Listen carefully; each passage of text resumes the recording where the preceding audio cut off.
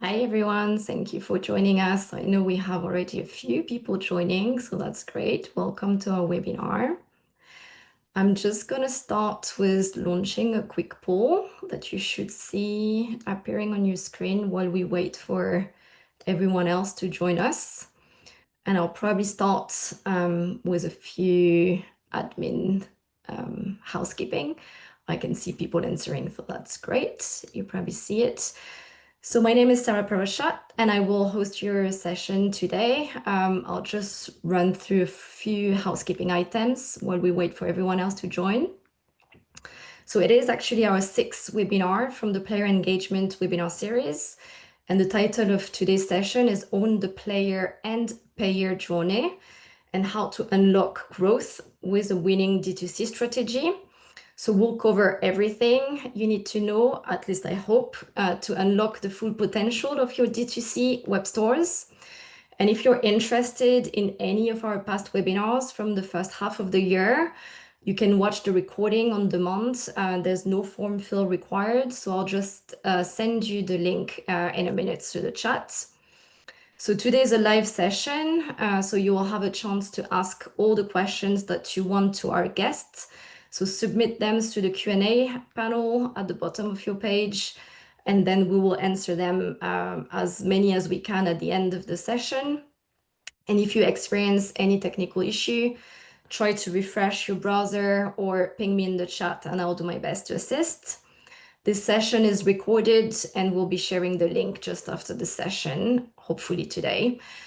Today, I'm thrilled to have Andrew and Yi from Neon to join us and Adam from Keyword Studios, but I will let them introduce themselves. Do you want to start, Adam? Yeah, thanks for having me. My name's Adam from Keyword Studios. I live and breathe all things player engagement, which brings us to today. As far as Keyword Studios as a whole goes, we help game teams from indie to AAA uh, build and support thriving player communities. Whether it's player support, trusted safety moderation, VIP growth, or scaling operations, such as what we're talking about today. We bring a deep gaming expertise and a flexible solution for all things player engagement, just to fit your needs. We do a very custom workflows and are very out there. So you focus on making the great games, and we'll take care of the rest. Thanks, Sarah. Awesome. Thank you, Adam. Andrew and Yi, if you want to introduce yourself and Leon, that would be helpful, please. Cool. Yeah. Hi, everybody. My name is Andrew Dubatoka. I lead marketing and go-to-market at Neon.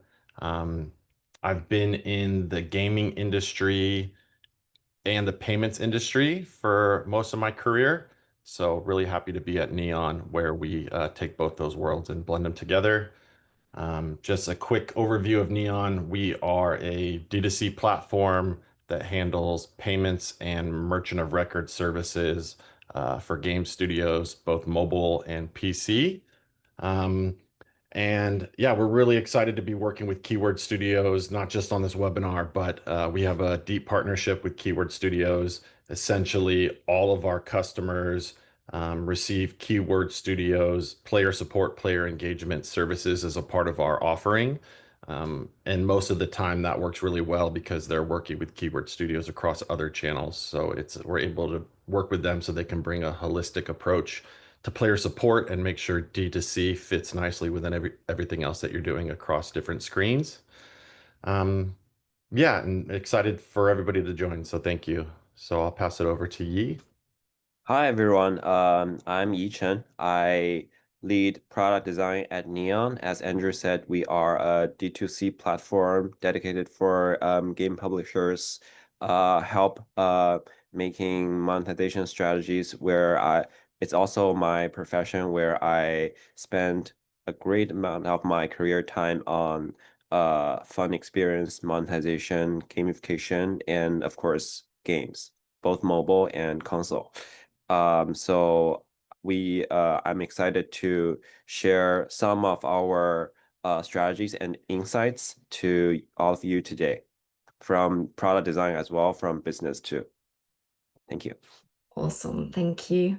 And actually, I saw quite a few responses from the poll, so I'm gonna share it. And I know, Andrew, you were interested in knowing, like, from the people joining us today, where are they in their D2C journey?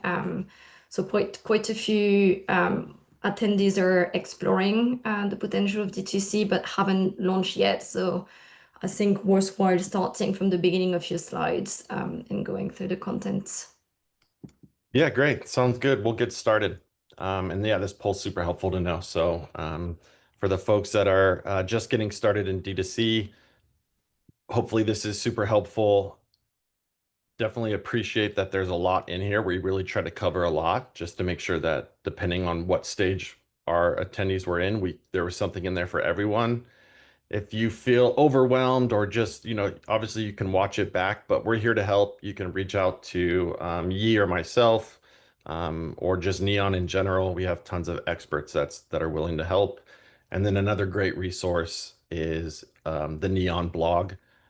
Pretty much all the insights that are in this presentation are in there in some flavor or will be on there one day. So feel free to check that out if you're just looking to further educate yourself.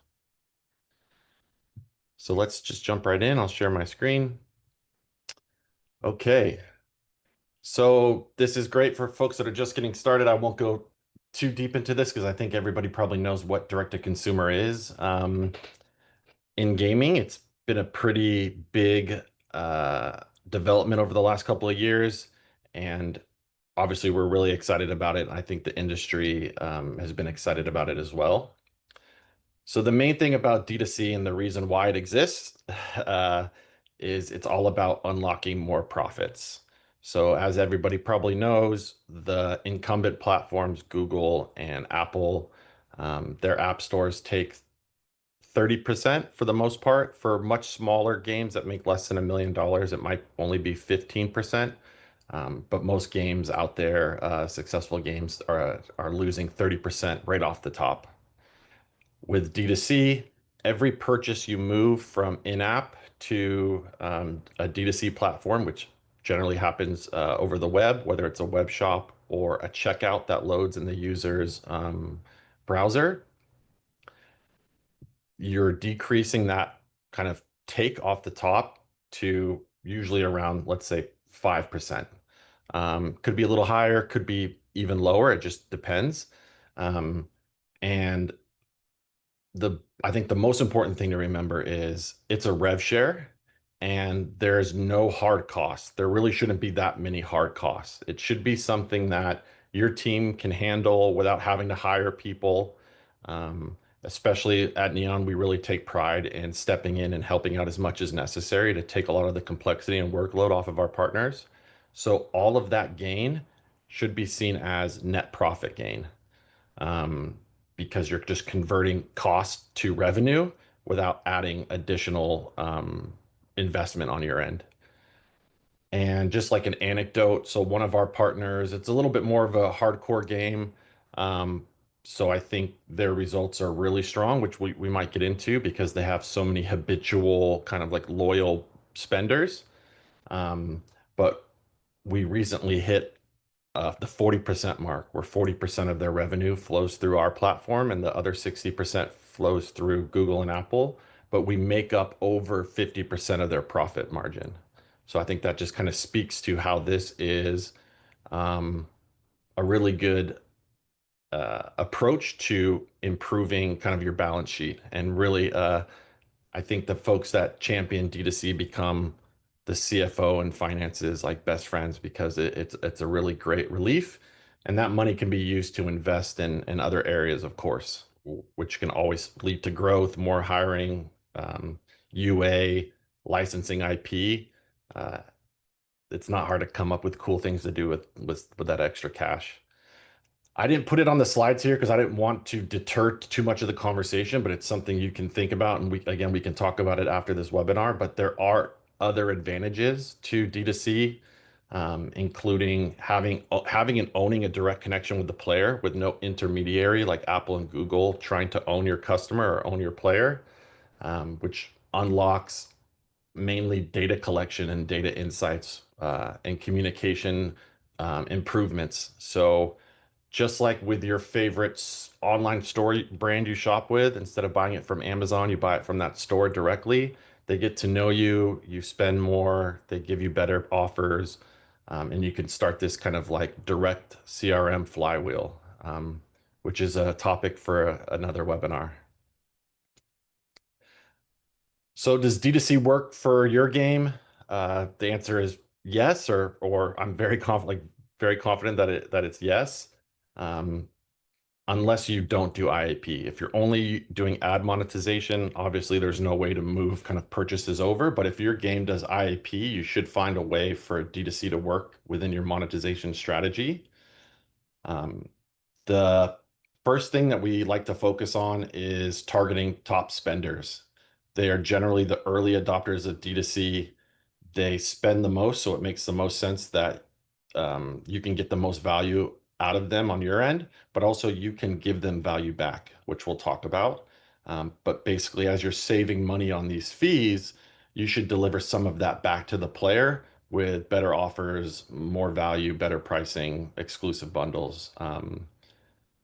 Another great advancement, we didn't get too much into the regulatory side of things, but again, if you follow us on LinkedIn or check out our blog, we're constantly writing about that to help you make sense of all these regulatory advancements. But recently, the US court system basically forced Apple to have to allow game developers and mobile app developers to um, offer alternative payment options in game with no penalties, no restrictions, and no fees. So you can, even if you have a casual game where people don't buy that frequently or they buy in very impulse moments, you are able to give them an option, which we'll talk about, to push to an alternative checkout. The US is a top spending market, so there's a ton of value there as well. And everywhere else outside of the US, we really focus on a web shop approach and driving your habitual spenders to the web shop, and your top spenders and people that are making frequent or habitual purchases opposed to impulse. So you might do all these, you might just do a couple, but we feel very strong that any IAP game, we can find the right strategy and the right approach to deliver some great benefits for you. Okay, so what do the compliant low fee activations look like? So just kind of putting some visuals to what I touched on briefly in the last slide. There's basically three common flavors. I think the one that's most prominent is a web shop with no direct linking. In most countries, pretty much outside of the US, if you link from the game to a web shop, Apple and Google still want to charge you fees on any purchase that happens there. So there's other ways to drive people to that web shop in ways that don't trigger those fees. And pretty much to date, that's been the predominant flavor of D2C. And you can still drive a huge amount of revenue through D2C with that approach. Like I mentioned, one of our clients today, they're only doing this and they've already hit 40%. Playtika has probably been the leader in this space, and because they're publicly traded, everybody can follow along with their data. They recently came out and increased their goal from 30% of all revenue going D2C to 40%. And they use this approach for the most part as well. In the US, you can also do a web shop with direct linking, where you're essentially like this Supercell example, promoting your web shop directly in the game. And we'll show you the different ways to do that. And then lastly, you can provide alternative checkout options when players try to buy in game in the US on iOS only because of those court rulings. There is a Epic versus Google appeal process happening right now. It should There should be an update very soon from the courts, and we're hoping to see the same type of progress, at least in the US, on Android as well. So these are the kind of activation types that we're going to be diving into deeper today. So let's go through like a tactical playbook and these phases that we think are the best kind of approach for any game. And we'll kind of think through them in order. And like I said, we're happy to talk further. And our goal is to always provide our prospective partners and our partners with like custom approach and how we think they should activate. Um, there's common flavors, but we appreciate that everybody's game is different, everybody's audience is different. But this is a good starting point just to understand kind of like what's out there and the order that you should think through them. So essentially, if you want to kind of like think in order of what to do, we believe the most value and the highest reach, or kind of like the highest application of D2C, is using alternative checkout. In the US, iOS only, like I mentioned before, it's the highest spending market, so it'll allow you to unlock the most revenue um, from the beginning to get that quick win and kind of prove out the model. But it also works for all types of buying moments. Both, when somebody runs out of lives and loses a level and wants to keep playing, and they need to buy in that moment, it still works for something like that, but can also work for like top spenders, habitual players as well. Um, the next thing to think about is, okay, I have my strategy for US iOS. What about rest of world? And even I should have put on the slide US Android until that ruling happens. So the approach there is the best approach is a web shop with indirect steering. So we'll talk about what that means, but basically not linking directly from the game to the shop because that will trigger fees. This is a great approach because it works everywhere. And it mainly works for your top spenders, folks that spend frequently, have maybe spent before, and definitely kind of like your top spenders or your whales or your golden cohort, whatever you want to call it. And then lastly, we do think there's a benefit to a web shop plus direct linking approach in the US as well. We don't think just using alternative checkout is the answer. There are benefits for having a dedicated shop with incentives, and we have seen that drive incremental spend even when you are doing alternative checkout in the US. It's like a dedicated place where all the best deals are, and players understand that and will actually go there to shop directly, opposed to being pushed into D2C from alternative checkout. And again, this is best for like your top spenders or the folks that are buying frequently and really love exclusive or better deals, better value. And the thing that underpins all of it is basically readiness. At any time, there's headlines all the time. Most recently, there was some headlines coming out of Brazil and India, Japan, South Korea around regulatory bodies pushing Apple and Google to allow for alternative payments due to antitrust laws. So we'll talk a little bit more about how you can be ready and be in a place where when something happens from a regulatory perspective, you're in the position to make changes, the right changes fairly quickly to take advantage of that, opposed to having to be reactive and come up with a plan on the spot.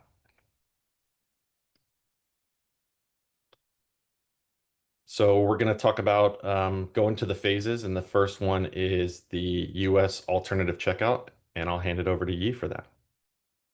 Hi everyone. So in the following slides, I will talk about we will focus on how product design and user experience come together to make our product like web shop not just functional but engaging, frictionless, and habit forming, especially for players. So from the slide, you could see the buy now option in the app, in the game itself, because the design challenge for us is really how do we reduce the friction in the purchase flow while keep the player immersed in the game. So from the video recording, you go, oh, actually a disclaimer. This is our latest checkout design. We are going to ship for a majority of our customers and relevant companies. So the focus here is we are giving them a better option for direct buy that takes to our dedicated web shop. It's actually not web shop, only checkout, but you could enjoy better deals. And it's actually very similar to the native process too, because the Apple Pay and subscription similar to the in-app purchase pattern. So from a product design perspective, the goal is simplicity. It's really simplicity. So a quick entry point, no extra steps, no break in the experience, and it takes the user back to the game automatically. So from a UX point of view, we added the incentives like the deal, like small reward that make the action more attractive and feels like a natural extension of the gameplay too, as long as you modify your game application to make this option prominent. And the less effort it takes, the more likely players are to follow through. And when they do, they feel like they are getting extra value by just making a purchase through a custom checkout we are providing. And phase two takes us to from a single entry point to a full global web shop. So here, the product design keywords are consistency and trust. So no matter where the player is in this game world, the web shop should feel familiar, should feel stable and reliable. So we are trying to make the web shop interface the style similar to what the actual game feels like. And also for the sign in option, there's like a one tap. You could actually direct back to the game, and the game authorized the sign in and jump back to the web shop too. So from a UX perspective, we design for added value too, like exclusive bundles, differentiated pricing, and unique rewards that give player a reason to come back to the web shop. Just because it's a separate interface from the in-game shop. So yeah, there is we need to take a strategy to get people back to this web page and make purchases. So it's not just about finishing a transaction, it's about creating an experience players want to repeat. And the web shop is a sweet spot we've been finding, and that feels like part of the game but not like an external add-on or third party.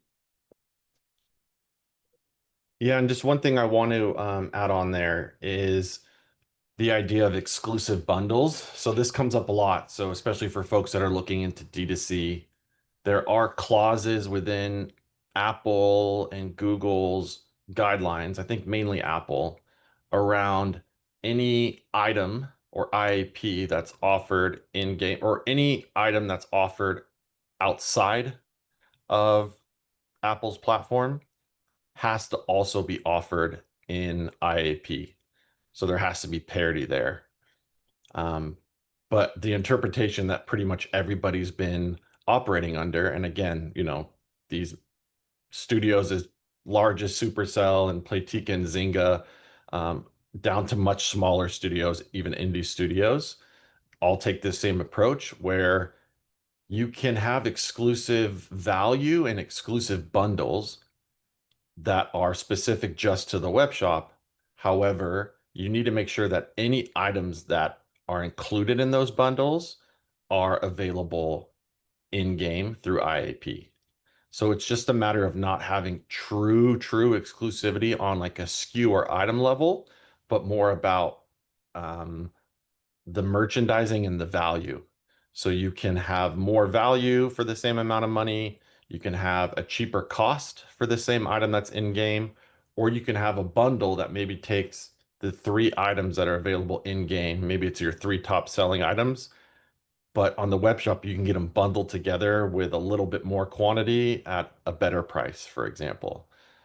So just wanted to explain that because I think that's one of the main questions we get from folks that are looking into this and have seen that clause or been told by their team about that guideline. Right. And as Andrew said, of course, a web shop is only as good as the traffic it gets. So our challenge here is how might we bring players there without breaking the immersion. So that's where in-game promotion comes in. So we the challenge we're balancing is we want to surface the web shop, but avoid being disruptive. So the compliant links, we use compliant links and strong, clear CTAs that fits naturally into the menus or tasks. We've been exploring features like daily streaks and loyalty perks. So it not only keeps user coming back on a daily basis, but also clicking into the web shop itself feels so rewarding and habitual. So think of it as nudging, but not pushing. We are not forcing, of course, we're not forcing players to come back with aggressive pop-ups. Instead, we are giving them this like small but timely prompts that make the decision easy. It's all for retention.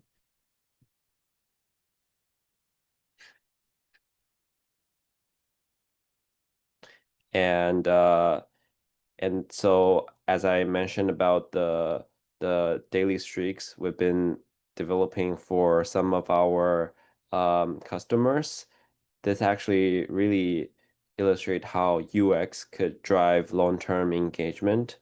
So the idea, as I said, is to transform web shop visits from a one-off action into a daily ritual, just like a check-in system or many of similar system you see uh, in other apps like Duolingo. Players are rewarded for returning every day because we are you could have the flexibility to give them free items if they come back. Um, it's essentially a feedback cycle. So players go from the game to the web shop, back to the game, and repeat. So it's really a habit we're trying to build for majority of the players that brings value. Yeah, and just one additional point I want to make, just so it's clear, because it's crucial, is around the steering. So you're not allowed, or outside of iOS US, if you drive somebody from in the game to the web shop, Apple and Google will try to take 27%, which is crazy, right? So the key thing is you drive them to an experience that's adjacent to the web shop, but there's nothing for sale on it. So it can be a loyalty, where they're signing up for a loyalty program that they get points for the web shop, or it can be something like this daily streak where they're getting a free claim and then they end up discovering the web shop a click or two later. So as long as you have multiple clicks to get to a page, or multiple taps to get to the page where they can actually buy something, you'll stay compliant. But if you drive directly into a page that has a dollar sign or a euro or any currency sign on it, any buy now, any purchase, or if you have any of that verbiage in the CTA, that will be a trigger. But there's no shortage of examples of folks using approaches like this to get people into this web experience where they then can get to the web shop.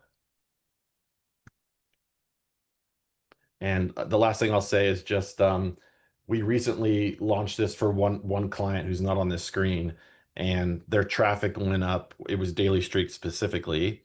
Their traffic went up 8 times, and they saw 150% increase in revenue in like the first couple of days. So it can be extremely impactful. Yeah. So finally, let's let's take a look at the US market, especially in iOS, which had the strictest compliance requirements as Andrew just described.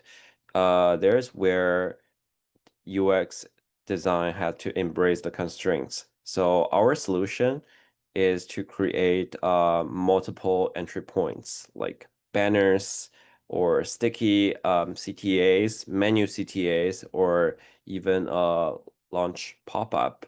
So for entry point to the web shop. That way, so no matter how a player navigates, there's always a chance and there's always a clear path into the web shop. Um, the goal is redundancy and clarity. We want to ensure players always find the entry, and once they do, the transition is seamless. Um, and the key takeaway for us here is to that compliance doesn't mean compromising the experience. It actually forced us, like the regulation and what Apple and Google are trying to charge the game publishers, it actually forced us to design smarter entry flows that guide players naturally while staying fully within the platform rules. Yep. And just to make it crystal clear again, the reason why this is allowed is it's just for the US iOS only. Um, yeah, definitely don't, you want to use more of the indirect steering that we covered before outside of US iOS. But what's so great is that US iOS is such a high spending component of the global market that we're seeing clients get a huge uptick in profits from deploying here. Yeah, Thanks. so yeah. Yeah, so lastly, I'll just go quickly over readiness and then we'll wrap things up with Adam and Sarah. So essentially, like I was saying before, you want to be in a place where you can act fast when regulations change. Um, so you're planning ahead. Luckily, there's a playbook for this, and we've been working with our clients if they weren't already in this place to get there. But essentially, you want to talk to your product and engineering team around how you can create feature flags and remote configurations for things like in-game links and alternative checkouts. Um, this is so you can toggle things on and off, and you need to make sure that you communicate that those kind of like on-off switches need to be configured to segment by country and operating system because that's how the regulations change. So, there were some games that when the US regulation changed, they didn't have that control and they had to kind of change their app build to accommodate that. So it's great to do that work ahead of time. And another thing to keep in mind is being able to do things remotely opposed to having to kind of push a new build for app review. That just slows you down, and you don't necessarily want to be in the mix of Apple and Google's review process, potentially with a bunch of other people that are trying to make these same changes. Most of these changes, if not all of them, don't require an SDK. You can use an SDK. That's something that most, we provide and most others do as well. But it's best to talk to your team to figure out the best way to do this. And we believe that a lot of it can be done without changing your app build, doing a new app review, or installing an SDK. And it's also really great that the US iOS is open right now for all of these things because you can be in market testing, figuring out what works, coming up with a plan that you can replicate across other operating systems in other countries when the time is right.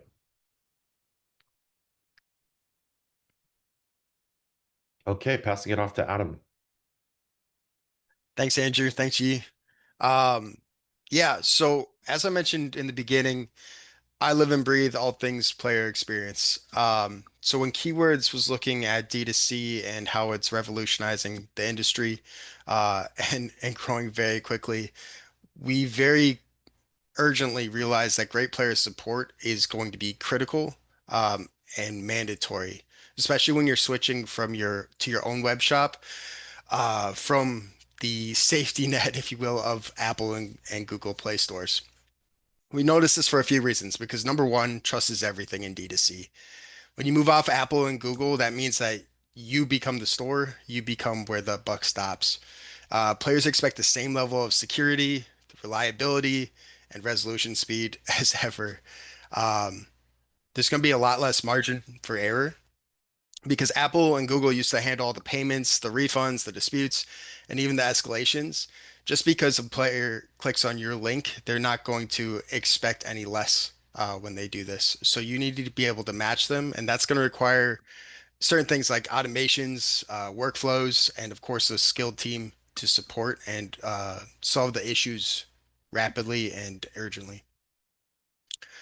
After that, we understand that player expectations don't change. Gamers still expect the one-tap refunds. They're going to expect the fast fixes and 24/7 responsiveness. And any downgrade in that experience is going to risk not only churn, but also public frustration. They're going through a new experience and a new route of purchasing. If it's bad, they're going to voice it. If it's good, hopefully you get a couple more purchases out of them. Um, you're also going to have to own the relationship.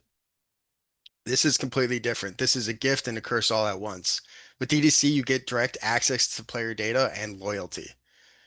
But with the ownership comes the responsibility, because every single touch point you have with them is going to shape the trust and the customer lifetime value. So taking the right approach, similar to ones that we've seen already presented in this webinar, is going to be extremely important. If it's choppy or fragmented, it'll fall apart. Smooth support will equal a smooth transition. You're going to anticipate issue spikes that didn't occur before, such as where is my purchase or why do I need to create an account? These are things that they didn't have to really worry about uh, the traditional ways, and you're going to have to make sure that you have resolutions for built in immediately. With this, you can also automate common workflows such as refunds, order statuses, and to keep operations scalable and experiences seamless. The other thing a strong support prevents is a negative sentiment that could be portrayed and promoted on socials or on Discord. Great support directly impacts your revenue. This is probably the main reason we're all here. We're all trying to figure out how to maximize revenue and utilize D2C to do so. Um, when you have better support and a good processes in place, you're going to have fewer disputes. You're going to have more retained purchases and higher margins. And customer support becomes a direct driver of D2C at that point. It is a direct correlation in its success. Long story short, going D2C isn't just changing stores, it's changing the player expectations. It's getting support right and turning your store into a brand and buyers into lifetime customers.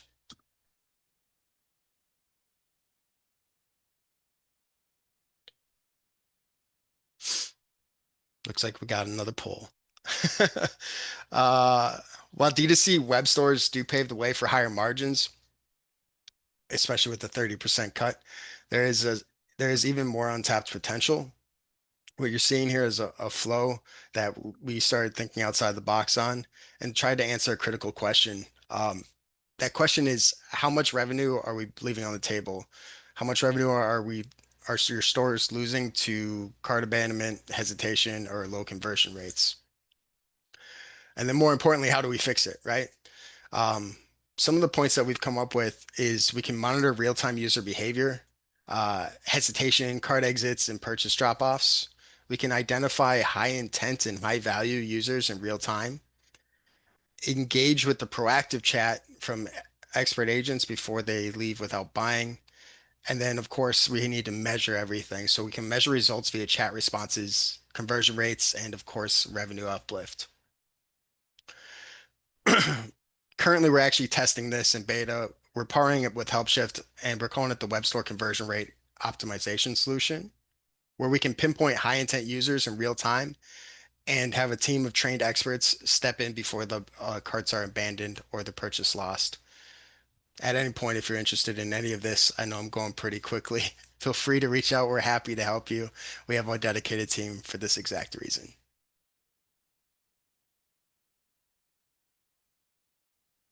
All right. And last but not least, of course, it's the best practices.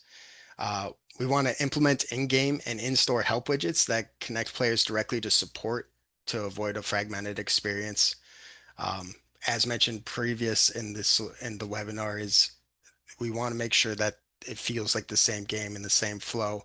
The more we fragment it, the more we're willing to lose that player. We want to use FAQs and AI-powered chatbots as the first line of defense, and then train those chatbots on your FAQs, on your knowledge base, and on your web store products.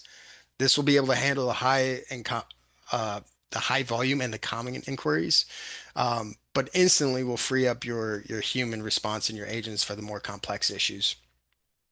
Go beyond automated answers by triggering key actions and workflows like processing refunds directly from your knowledge base using API integrations, and then implement behavior-driven escalation logic in your support system.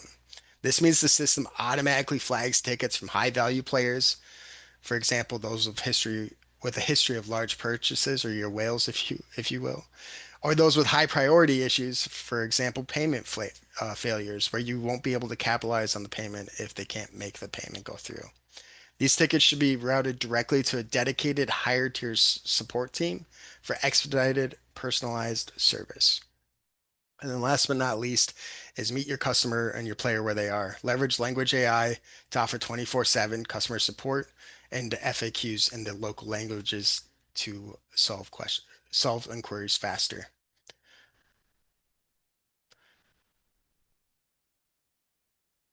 Sarah, I'll pass it back to you. Thank you, Adam. Thank you, Andrew and Yi. Yeah, so we're coming to an end. We're going to have a Q&A session coming up. I know we received quite a few already, but if you have any other questions, feel free to type them into the Q&A box. Just before we go to the Q&A session, we have another webinar coming up, which is on a slightly different topic, more around the trust and safety side of things. Although you do need also trust and safety teams to manage security when you start owning the D2C strategy. That one is a bit of a niche topic around trust and safety. It's around the well-being of the moderators that are helping keeping the game safe. And we did actually a new report recently, and we have some experts that are going to come to talk about the key takeaways and actionable insights that you can take away from that session. So if you're free, you can join us on September 11th for that session. But for now, let's go back to our topic of today's session and ask a few questions. I know some of them were kind of answered a little bit throughout the session, but I'm still gonna potentially ask them a little bit to the team in case you want to add any more flavor. So one was around the achievable percentage of players making purchase through external stores. From his experience, reaching 25 to 30% is considered a very strong result. What has been your experience in this area? And I know, Andrew, you kind of gave a few numbers, but if you want to add Yeah, I can anything. talk more about this for sure. Yeah, so I think 25 to 30% is a really strong result. I also think it's very achievable. What I would say is that it takes effort. I'm not saying you have to hire a bunch of people or bug your engineers to build a bunch of things, but you do need to think of your D2C strategy as an extension of your monetization strategy and your live ops strategy. Um, I'll throw out some kind of benchmarks or just like anecdotes on numbers, but really it's going to be based on your game, your type of game, and your audience. So I would say that for core, like mid-core, hardcore games, 25 to 30% is extremely achievable because these games typically have a high percentage of habitual spenders, people that are spending on a frequent basis, often spending outside or before kind of like a session, opposed to like in session, mid session purchases. And a great starting point is to understand what that looks like. Um, because outside of the US, it's going to be difficult to monetize through D2C if you have, let's say, a very casual game where a huge percent of your purchases are just impulse, where somebody's buying in the moment because they ran out of lives or they see a quick kind of upgrade that they can get and that they want to get. So it's great to always look at your player data and try to find that habitual cohort, let's call it, and that should be your goal. So it's different for every game. Um, I think for more casual games before iOS US was open, 10% was like a milestone. It was achievable, but it took some effort. Again, because so much of the purchases for a casual game are impulse. But now with the US iOS changes, which hopefully will be followed up with the same thing on Android, you can now even intercept um, at that point of purchase. And I think there's a huge opportunity to convert even impulse buys in the US on iOS. So I think that completely changes the opportunity. So even if you have a casual game, hybrid casual game, and a lot, if not all of your purchases are considered impulse or like in session, there's a big opportunity still. And I think you could bank on trying to push at least half of your US iOS impulse purchases to D2C. And the key thing there is to provide an incentive. So give them 10% more, let's call it soft currency or whatever for the same price.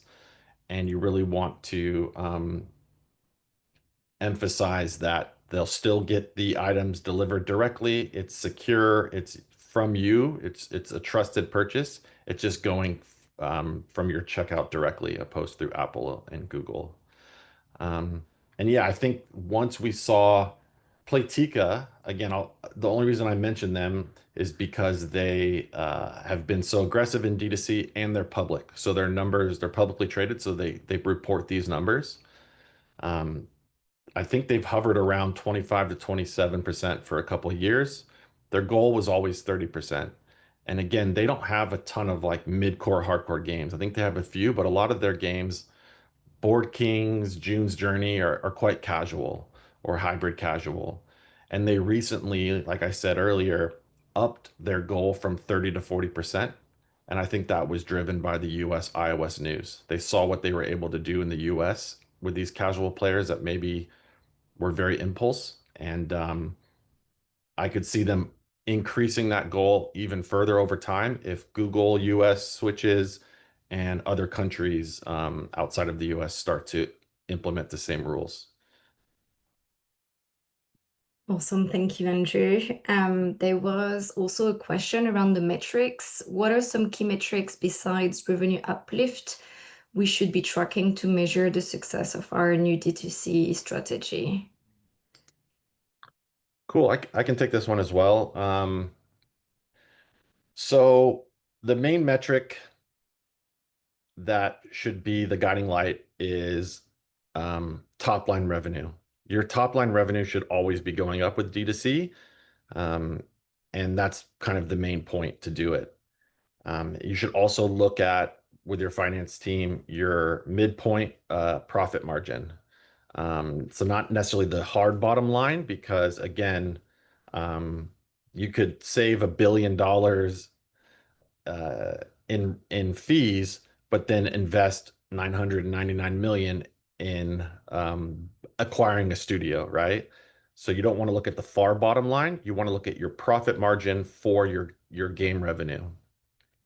So those are your like guiding metrics. Within the web shop itself, the secondary metric we look at is what we call mix shift. It's just the percentage of revenue that's going through your web shop. And of course, that will drive those other two metrics I just talked about. So the more purchases you move over, the more top line revenue you get, the better your midpoint profit margin improves. And then lastly, within that process of trying to shift purchases, there's kind of like three main ones. There's traffic. What's your ability to drive players to the shop? That should be a KPI you're tracking and testing and trying to improve. There is conversion rate. There's different flavors of that, but basically it's how many of the players that visit the shop make a purchase. Um, and within that, it's like if they start to make a purchase, how many finish it? So that was the point that Adam was talking about and our poll was about before. You should really be trying to achieve a very high conversion rate on your checkout experience. If somebody adds something to the cart or begins a checkout, we personally like to hold ourselves to an 80% benchmark. It's not always achievable, but we achieve it quite often. Um, so that will definitely lead to success. And then the last piece is retention, almost retention based. So frequency of purchase and time between purchases. And you want to be able to engage users in a way where they're coming back to the D2C channel over and over again. And that's where things like the daily streak, loyalty, fresh offers, almost like live op style offers that you would maybe offer in game, extend that to your web shop with a better value or even a different flavoring. And that should help drive that retention. So it's not too dissimilar from gaming in general or game monetization in general. Um, but yeah, those are the key metrics I would focus on. And then when it comes to, your reports for your executives, the higher up the executives go, the more I would just really focus on that top line revenue and that midpoint and maybe the mix shift as well as like kind of like the key ones for is this working or not. Awesome, thank you. As you were answering that question, another one came through around currencies. Do you also work with external store currency? And you'll be very interested in hearing your opinion on the matter. I'm not sure I understand the question. Sorry. You mean where is there external? Do you also work with external different from the? Oh, so basically like introducing a new currency specific to the web store. Um, yeah, that's an interesting one. So I think for the most part, our clients sell with hard currency only in the web shop, meaning um, dollars, euros, whatever, pesos. But there is a strong case for developing almost like web shop specific currency. Right now, we do that in the form of loyalty points, but it would be pretty straightforward to convert that into like a currency system. The one thing you do have to think about, though, is that when you do develop the soft currency, um, and you're handling that on your own, there are regulatory and tax implications because you're creating something that has value. Um, and Apple and Google might not be there to help you with the paperwork. You have to think about, okay, I've given out $5,000 worth of value in this soft currency. Only 3,000 is spent. I have 2,000 out there. So there are in some countries and states laws and regulations around reporting and handling those soft currencies that exist outside of what Apple and Google do that you own yourself. So what we've typically done to avoid that complexity is we use loyalty points that don't carry monetary value, but unlock a tiered system. So you're never in this position where you have to worry about, oh, how much money in loyalty points have I created and how much is outstanding versus spent. For example, airlines and credit card companies have huge teams of people associated with just the regulations around their loyalty systems because they have a hard dollar amount. So we avoid all that complexity with a tiered loyalty system where the loyalty points don't have monetary value, but they unlock free items, benefits, exclusive items, whatever it is, on a tiered approach. And that allows you to simplify things from a regulatory perspective. So yeah, it's technically possible. I can't think of any cases off the top of my head that I've seen or executed, and it may be due to that regulatory complexity. Awesome. Thank you very much, Andrew. And I think that's it. We covered most of the questions that we received. If you have anything else to ask to Andrew, Yi, Adam, after today's webinar, we'll be sending the recording. So feel free to email me back and I will pass the information or feel free to contact them directly. Thank you very much for joining us, and thank you for our speakers. Have a great end of your day. Take Thanks, care. everybody. Thanks, y'all. Bye.